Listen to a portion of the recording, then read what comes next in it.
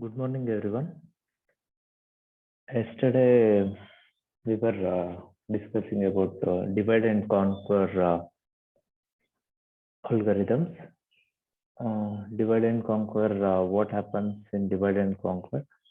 So in divide and conquer, we will, if the problem is of size n, we'll divide that problem into subparts and try to solve each of them separately, and then combine the solutions together, which will give us the solution to the original problem. The given main problem is divided into parts and then they are solved. So whatever individual solutions we will get, those solutions will combine together and then we will frame the final solution for the main problem. So that is divide and conquer. So we saw this algorithm for divide and conquer. If problem is small enough, then just return the problem solution for this problem. Otherwise, divide P into smaller instances, P1, P2, up to Pk, and then apply divide and conquer to each of these subproblems. Okay, so what we are going to return? Finally, we'll return the combined solutions of each of these problems. Okay, I'm calling divide and conquer for each of these subproblems. So whatever solution we'll get, we'll combine that and we'll return it to the main problem. So that was divide and conquer. So in divide and conquer, if the problem, if the size of problem P is n and the sizes of the case subproblems are n1, n2, and up to nk respectively, then the computing time of divide and conquer is described by relation T of n is equal to, okay, T of n1 plus T of n2, okay, up to T of nk plus f of n, or it will be, if it is very small, it will be just g of n. Okay, that is represented like that. So divide and conquer based algorithm produce subproblems of the same type as the original problem. So it is very natural for us to divide it using, describe it by using a recurrence relation. Okay, so how to represent that in a recurrence relation? Any instance of size n can be divided into b instances. So it will be, see, n instances are there, total size of the problem is n, it will be divided into b instances. So it will be, each instance size will be n divided by b, with a of them needing to be solved, where a and b are constants, a is equal to greater than or equal to 1, b should be greater than 1, assuming that size of n is power of bk.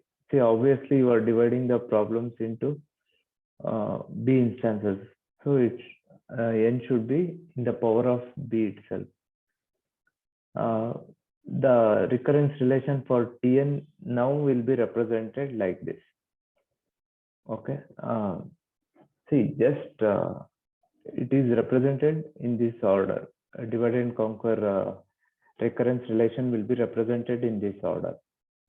Okay, T of n is equal to a into T of n divided by b plus f of n, and if the solution is small, that is if n is equal to 0, it will be T of 1. If n greater than 1, then that relation is represented as follows. Okay, running time for recurrence relation is represented as follows. Okay, so what is f of n? F of n is nothing but the function that accounts for the time spent on dividing the problem into smaller ones and combining their solutions. Okay, that is, you have to divide and combine, divide the problem and combine the solution. No? So that time is given by f of n. So this is how we represent recurrence relation in divide and conquer. Okay, with the help of VAB. Next step is how to solve this one. See, this recurrence relation, whatever we get, how to solve it. It can be solved by using two methods. Uh, Substitution method, already we have used the substitution method. And one more theorem is there, master theorem. We can also make use of this one. See, in exam, so far they have not asked, very rarely they have asked, but they may give you one recurrence relation and they may ask you to solve it for the given values of A and B. Okay, I will show the examples. So it has not been asked so far, but it may be asked. Substitution method, we already know. We'll go on substituting the recurrence value until we get the solution. Master's theorem is as follows. Okay, efficiency analysis of many divide and conquer algorithm is simplified by the master theorem. It states that in recurrence equation, okay, this is a recurrence equation of the form like T of n is equal to A into T of n by B plus F of n. Okay, if F of n belongs to theta of, if it is in the power of n to the power of d, where d should be greater than or equal to 0, then it is given like this. Okay, so this is the master theorem. Already they have done this thing, and like with the help of this theorem, we can solve it. See, this is case 1. If a is less than b to the power of d, then T of n will be equal to theta of n to the power of d. If a is equal to b to the power of d, then theta of n to the power of d log n. If a greater than b to the power of d, then theta n to the power of log a to base b. Okay, so these three situations. We shall see example for this. You'll understand how you can use master theorem. Okay, theta or b go one and the same. So just see, we shall solve one example. Okay, solve the recurrence relation. This is the recurrence relation where a is equal to 2, b is equal to 2, f of n here is just n, and t of 1 is equal to 1. That is, if n is equal to 1, t of 1 will be 1. And t of n is nothing but 2t, that is a is 2, b is 2, so n divided by 2 plus f of n is n when n is greater than 1. So with substitution method we shall solve, and then we shall see with respect to master theorem. Okay, t of n is equal to 2 t of n by 2 plus 1 plus n. So here apply substitution. Okay, in place of n you put n by 2. So it will become 2t n divided by 2 whole square plus n by 2. Okay, plus n. So it will be 2 square t n divided by 2 square plus n, which is nothing but 2, this will be 2n. If you substitute it further, you will get 2 cube t into n divided by 2 cube plus 3n. If you go on further, it will be 2 to the power of 4 t of n divided by 2 to the power of 4 plus 4n. Okay, we know that substitution. If you go on doing that, you will get values like that. In general, we can write 2 to the power of k t of n divided by 2 to the power of k plus kn. Okay, so now we need to find out the value of k. Value of k, how we are going to find out? See, n divided by 2 to the power of k, up to where it will, it should be executed until n is equal to 1. So n divided by 2 to the power of k is equal to 1. We can write it like that. Means n is equal to 2 to the power of k. Okay. Apply log on both sides. Log n is equal to log 2 to the power of k. So this k will come this side. K is equal to log of 2. See, log, this is nothing but, okay, this is nothing but 1. Log of 2 base 2 is nothing but 1. So k is equal to log n. Okay, this is the final result. K is equal to log n. So substitute it here. 2 to the power of log n. The base 2 is there. It is missing here. 2 to the power of log n t, n divided by 2 to the power of log n plus n into log n. N into log n. Again, 2 to the power of log base 2 n is there. So what will be the answer? 2 to the power of what you will get? 2 to the power of log n base 2. It will become what? Base 2 log is there. 2 to the power of log n base 2 will become what?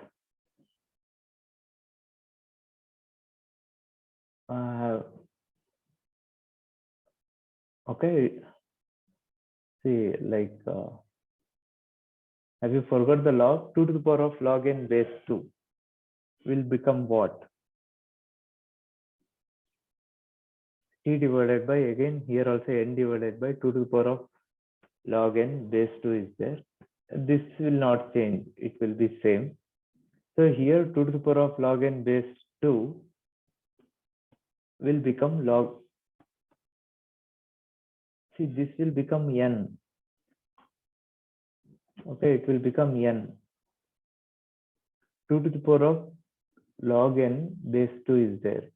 So that will become n into t into n divided by n. So this also will become n plus n log n. This is nothing but t of 1. Okay, so n into 1. Okay, n log n. And among these two, this is the leading term, n log n. So t of n is equal to big O of n log n. Okay, so this is the solution for this recurrence relation. Okay, this we got using substitution method. For the same problem, we shall apply master theorem and see what solution we are going to get. So this is the problem. This is the master theorem. Okay. So A is equal to 2, B is equal to 2, f of n is equal to n. What is the d value here? What is the d value? In this case, what is the d value? See, d value is nothing but f of n is equal to n to the power of d. So here d value is n to the power of 1. D is nothing but 1 here. So d is 1 here. D is 1 means you have to check whether A is less than b to the power of d, or A is equal to b to the power of d, or A is greater than b to the power of d. In this case, 2 is equal to 2. That is second case. A is equal to b to the power of d. Okay. So it implies T of n is equal to big O of n log n. D is nothing but 1. So T of n is equal to big O of n log n. Okay, using master theorem, only you need to identify the d value. A and B will be given. So in these three scenarios, it will belong to any one of these three scenarios. It is very pretty simple. Master theorem will give us the result very fast. Okay.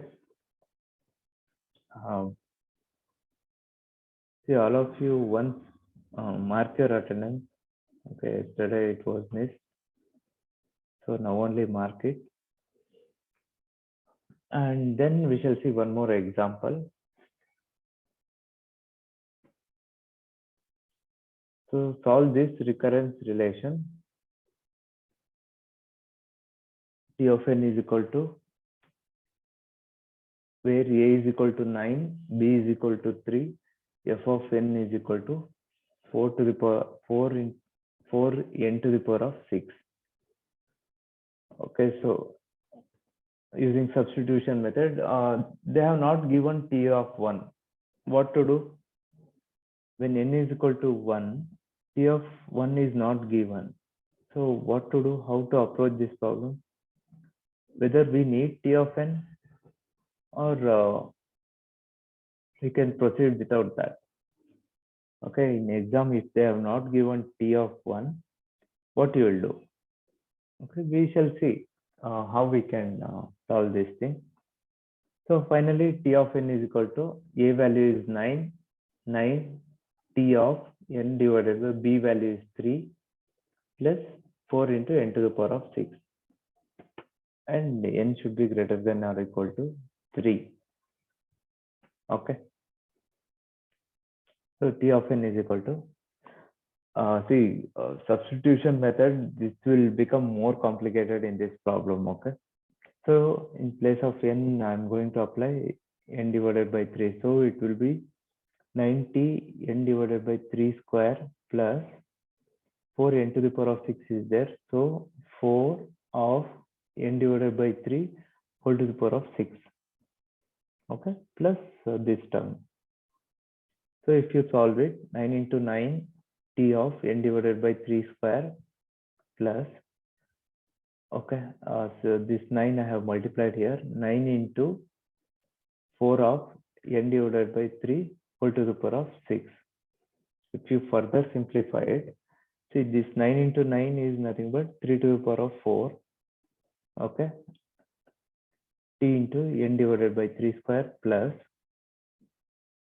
4 divided by 3 to the power of 4. 3 to the power of 6 is there, 9 and 3 to the 3 square get cancelled, so 4 into n to the power of 6 divided by 3 to the power of 4 plus 4 into n to the power of 6. Again, if you further solve it, I have taken this as common, 4 into n to the power of 6. Among these two things, this has been taken out, so you can write it as 1 plus 3 to the power of 4 divided by 3 to the power of 4 entire into 4 into n to the power of 6. Okay, see this entire thing I will take it as constant. It is not dependent on the value of n, so this entire thing is taken as constant. K is here k is assumed as a constant. Okay, entire thing is taken as constant. So after just first substitution, we have got this one, and you can observe if you go on further substituting, this is the first substitution. In the second substitution, you will get it can be written like this. Okay, 3 square into 3 to the power of 4 is there, so 3 square into 3 square into this one, 3 square into 3 square into t of n divided by 3 square plus this one after first substitution. So after second substitution, it will be 3 square into 3 to the power of 3 t of n divided by 3 to the power of 3 plus again this constant, this term will appear. Okay, if you go on further substituting, it will change like that. So finally we can write it in the form of 3 to the power of 2 into 3 to the power of I divided t of n divided by 3 to the power of I. So we need to find out I value here. Okay, we are going to find out the I value here.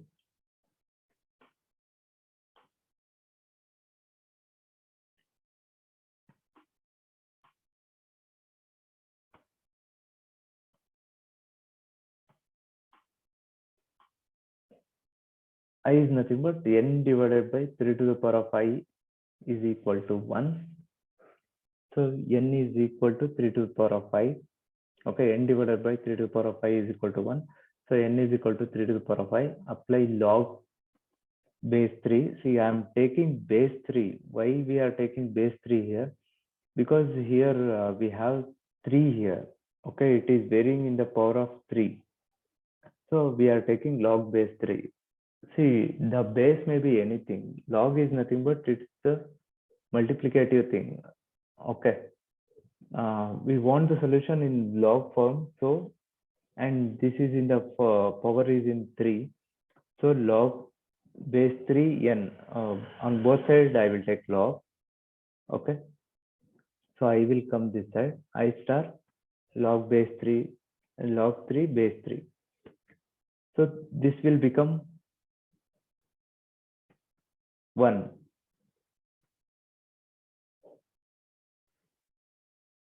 Okay, so I is equal to log n base 3. This log base 3 will become 1. I is nothing but log n base 3. I is nothing but log n base 3. So substitute here in the main equation, 3 to the power of 2 star log n, this is base 3, log n base 3 star t into n divided by 3 to the power of log n base 3 plus this will not change. Okay, I is not dependent here. Then see, same thing, 3 to the power of log n base 3. 3 to the power of log n base 3 is, it will become n. Okay, it will become n. Here also this will become n, which is nothing but 3 square n t of 1 plus k star 4 n to the power of 6. But as I said, t of 1 is not given. So what to do in this case?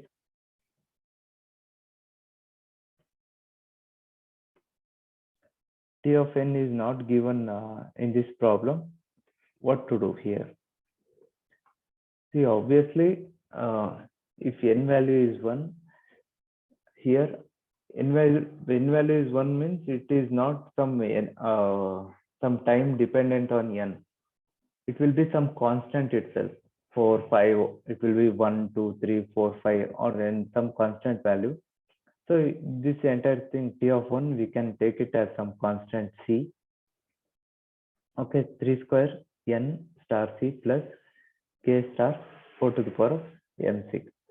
So finally, what is the highest term? See, n is there plus 4 n to the power of 6 is there. All these things, this is the leading term. We'll consider only this one. We'll not consider this part. And 4 and k are constant. So t of n is equal to big O of n to the power of 6. Okay, t of n is equal to big O of n to the power of 6. Same thing we can do with the help of master theorem. A is equal to 9, b is equal to 3. F of n is equal to 4 to the power of 4 into n to the power of 6. What is the d value here? What is the d value? See, d value is nothing but 6. D value is 6.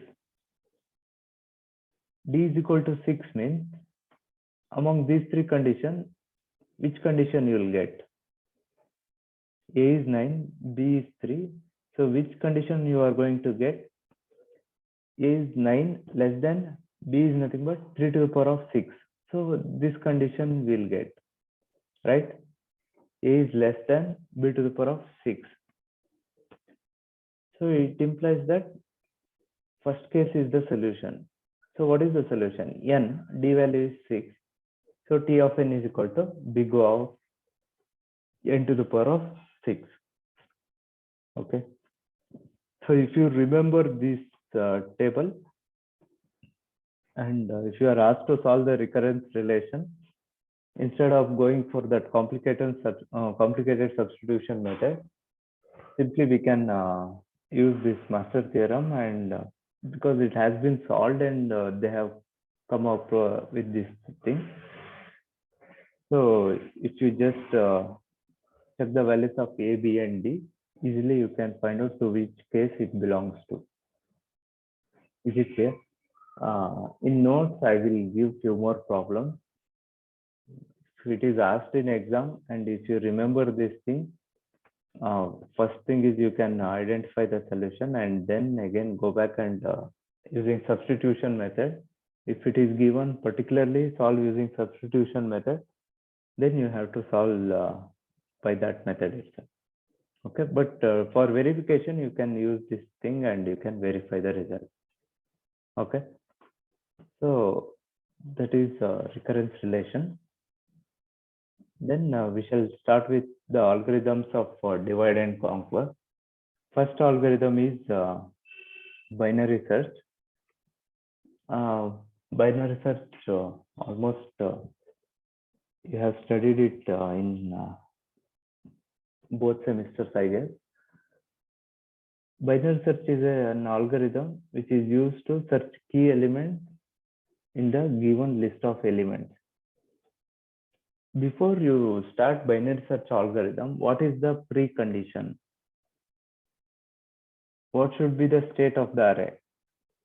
Is there any particular order in which array should be present? Okay. See, simply like you cannot start binary search algorithm. If the array has got random elements in the random order, binary search algorithm won't work. Okay. To apply binary search algorithm, your array should be in increasing order. Okay. Array should be in non-decreasing order, or it should be in increasing order. See, that is how binary search algorithm works. That is the precondition for binary search. If you want to apply binary search algorithm, make sure that the array is in that particular order. I don't know in exam whether or in the lab whether you have checked this thing. Okay, for unsorted array, if you give the key element and if you try to find out whether it was giving the answer or not. See, almost you have written this binary search program in previous semester. Okay, my array is unsorted, and if you give the key element to search, what do you think? Whether it will search or not? Why it will not work? If the array is not in ascending order, wait, I will give one example.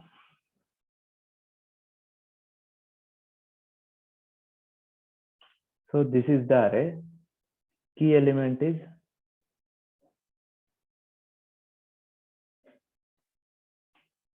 5. 5 is the key element. What do you think? Your binary search program will work or not? 321562 is the array. Key element is 5. Whether our binary search algorithm will work on this input?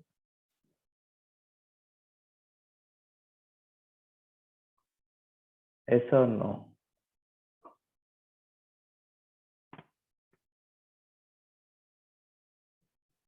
See, it's very simple algorithm, right?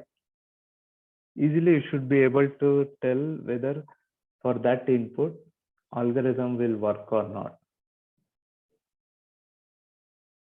Is it yes or no? See, simple input array is has got 6 elements. Key element is 5. Okay, if the input element is 5, whether binary search algorithm will work or not. See, simply you cannot say yes or no. Okay, you have to do the computation and then you have to tell whether it will work or not. We shall see these examples. Usually it is not advised, like it will not work. Sometimes when it goes lot of iteration, sometimes you'll get the result, sometimes you'll not get the result if the array is not sorted. Okay, so array has to be sorted before using binary search algorithm. So this is binary search algorithm. Since it is divide and conquer method we discussed previously, algorithm has to be recursive. It is not compulsory that it has to be recursive, but we shall see both algorithms. This is not a recursive binary search algorithm. This is iterative binary search algorithm. So this algorithm is receiving 3 inputs. That is, A is nothing but our array, which has got n elements. n is number of elements, x is the key element which you want to find out in the given list of elements. Okay, x is the key element which you want to find out in the given list of elements in the given array. So binary search starts with two things. You have to take two pointers, low and high. Low being pointed to first element and high is being pointed to the last element. So you know these things, right?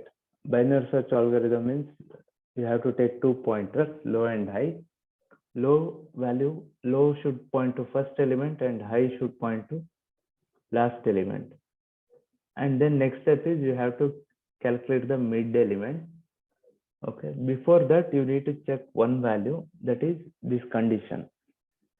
Only if this condition is true, we'll enter this while loop, otherwise will not. So what is this condition? While low less than or equal to high. So if this condition is not given, what will happen? Simply if we start performing these things without checking this condition, what will happen? Can anyone tell? While low less than or equal to high, if you don't give this condition, okay, if you have forgot in exam, and if you simply write this thing, whether algorithm will work or not. While low less than or equal to high, if you don't give this condition and if you execute the program, whether algorithm will work or not.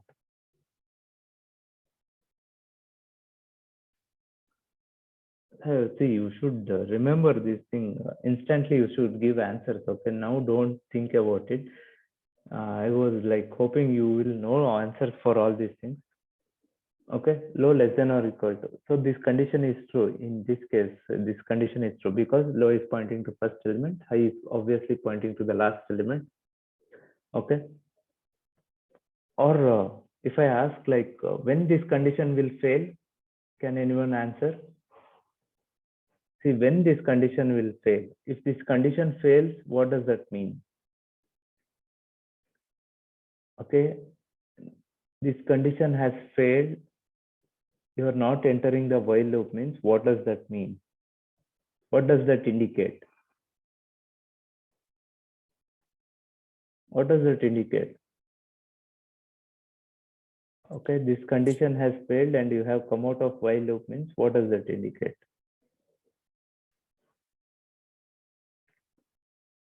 Whether it indicates that element is not present, key element is not present. Yes or no? Yeah, low is greater than high means what does that mean? Whether it indicates key element is not present. See, obviously, at one point we have to come out of that while loop. Okay. Okay, we shall continue with the algorithm. Mid is equal to once you enter the while loop. Next thing is we'll calculate the mid element. Mid is nothing but low plus high divided by 2. Okay, so mid element. And then what we are going to do? We are going to see here they have not given. We are going to compare the key element with the mid element. Okay, if x is less than mid element, if key element is less than the mid element, then we'll do the search in the first part of the array. Okay, if this is our array and if this is the mid position, okay, here some elements are there, 1 2 3, here 4 5 6. Okay, we'll find out the mid position.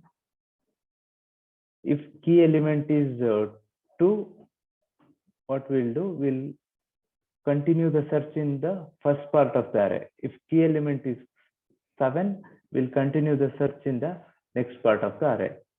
So if it is the first part of the array, low value will be same, high pointer will be moved here. So high is equal to mid minus 1. Okay, else if you are searching in the upper part of the array, high value will be same, low pointer will move to next. Low is equal to mid plus 1. If x is key element is greater than mid element, then high pointer low value will be moved to next. Low is equal to mid plus 1. Okay.